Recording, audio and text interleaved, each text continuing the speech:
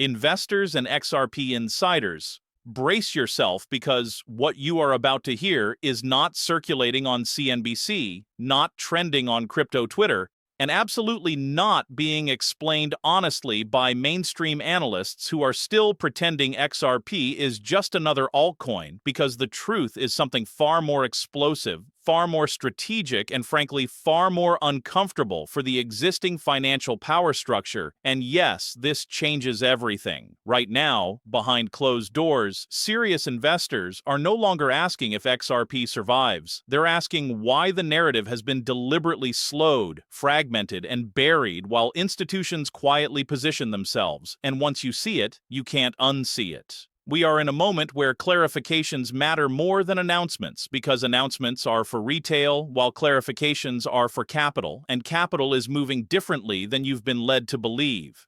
Ask yourself this extreme question right now. Why would the SEC spend years entangled with Ripple only for the outcome to quietly reshape how digital assets are classified? While groups like BlackRock openly push tokenization narratives, the IMF discusses cross-border settlement inefficiencies, and the BIS keeps publishing papers that look suspiciously aligned with XRP's original design, coincidence, or coordination. Investors are waking up to the fact that XRP has been transitioning from a courtroom liability into a financial instrument that fits inside a regulated future. And that transition is intentionally boring, painfully slow, and invisible to people trained to chase candles. This is where the frustration comes from, because nothing feels explosive on the surface, but under the hood, the engine is being rebuilt. And here's the uncomfortable part nobody wants to say out loud. If XRP were truly irrelevant, why is it still being discussed in regulatory language, settlement frameworks, and liquidity conversations while thousands of louder projects vanish without a trace? That's not failure, that's filtration. Before we go any further, if you want access to the kind of XRP analysis that doesn't treat you like exit liquidity, make sure you're subscribed and hit the notification bell right now, because what we're about to break down only makes sense if you're following the full sequence, not cherry-picked clips designed to keep you confused.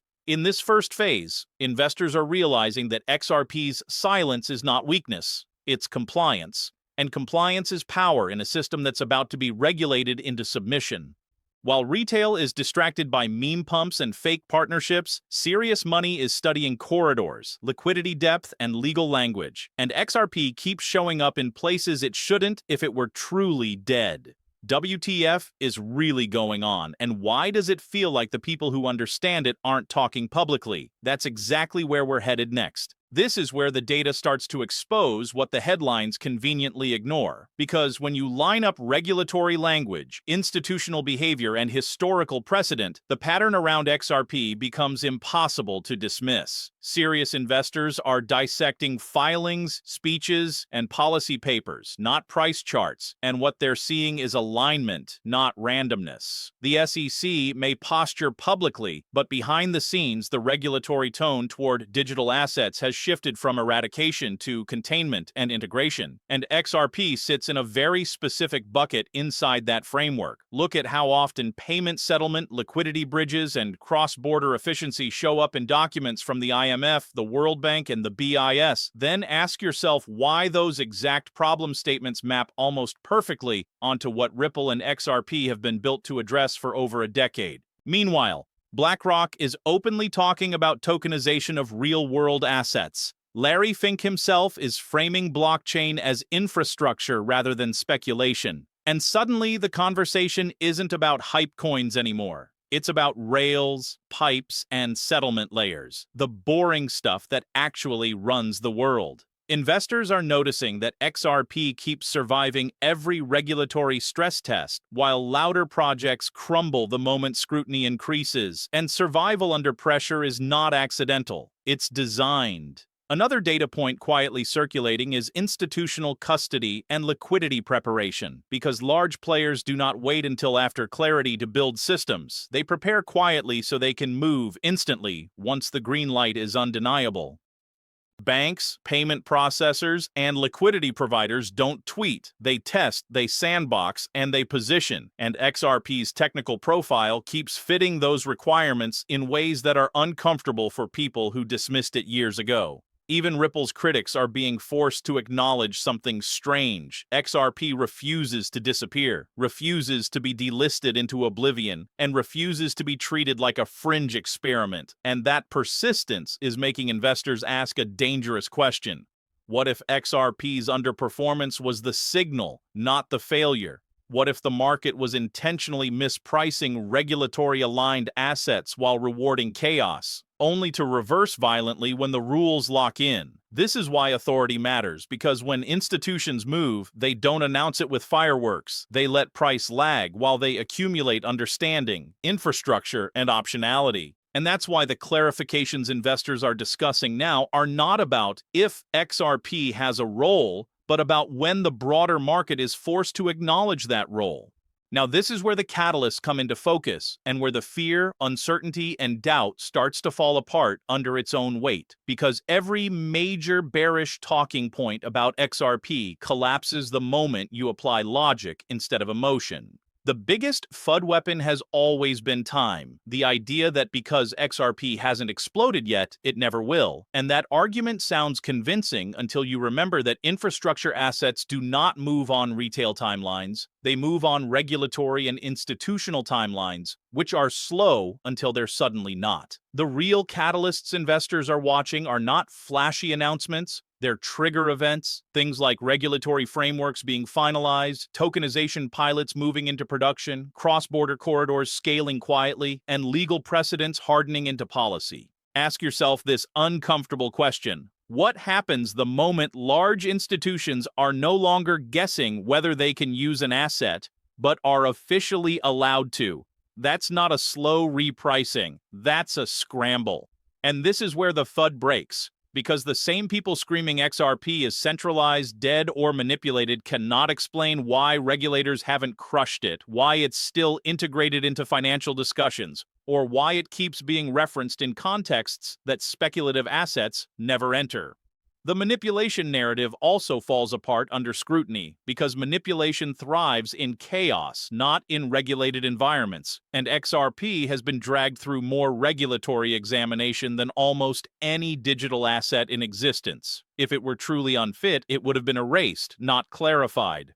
Another FUD angle claims that banks will never use XRP itself, only the software, but that argument ignores basic incentives because liquidity without a neutral bridge is inefficient, and inefficiency is exactly what institutions are trying to eliminate. You don't build highways and then refuse to use vehicles. The catalyst isn't a single headline, it's a convergence, regulation tightening, legacy systems straining, tokenized assets demanding settlement, and suddenly XRP's original purpose stops sounding outdated and starts sounding inevitable. This is the part where disbelief turns into disbelief that people didn't see it sooner, and by the time that realization spreads, positioning is no longer cheap or obvious. This is where the conversation gets dangerous, because once you start talking about price in the context of utility, liquidity, and institutional necessity, you trigger emotional reactions from people who either want impossible moon numbers tomorrow or want to believe XRP can never move at all, and both camps miss the real point. Serious investors are not throwing out random price targets for clicks. They are modeling scenarios based on transaction volume, velocity, and settlement demand. And when you do that honestly, the conclusion is uncomfortable for skeptics. If XRP is used even modestly as a bridge in high-value corridors, not globally, not everywhere, just selectively where friction is expensive, the liquidity requirements alone imply valuations that look shocking compared to today.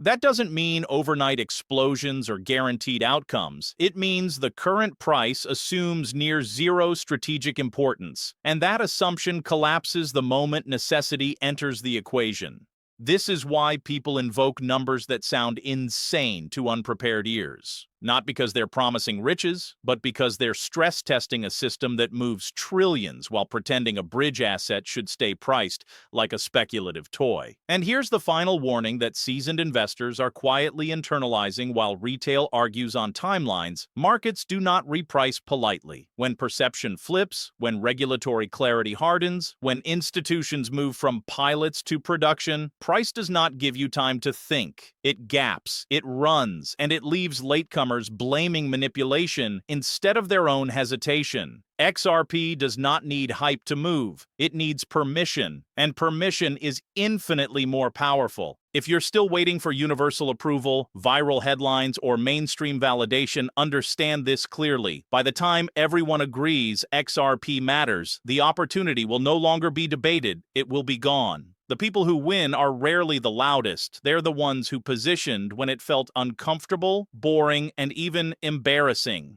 That's the phase XRP is in right now, and history has a very specific habit of rewarding that phase without warning. Who stayed to the end? Understand this clearly because this is the part that separates observers from participants. XRP's story is not ending. It's tightening, and tightening phases are where pressure builds before reality forces a release. The mainstream will tell you nothing is happening because nothing is loud, but silence in finance is often the sound of positioning, and the people positioning do not need your approval or your belief. They need clarity, structure, and timing. The clarifications investors are discussing right now are not comforting, they are unsettling, because they imply that XRP's relevance was never about hype cycles, influencer narratives, or retail excitement. It was about fitting into a system that only reveals its intentions once the doors are already closing. By the time CNBC, YouTube thumbnails, and social feeds unanimously agree on what XRP is, the asymmetric opportunity will already be history. This is not about promises, guarantees, or fantasy numbers. It's about recognizing when an asset stops being debated emotionally and starts being evaluated structurally. XRP is crossing that line quietly, and markets have a brutal habit of rewarding those who understand structure before sentiment catches up. If you've felt confused, impatient, or even mocked for paying attention to XRP, that discomfort is not a signal you're wrong. It's often the signal you're early. Watch what regulators finalize. Watch what institutions prepare for. Watch what narratives stay strangely suppressed. And most importantly, watch what survives when scrutiny increases.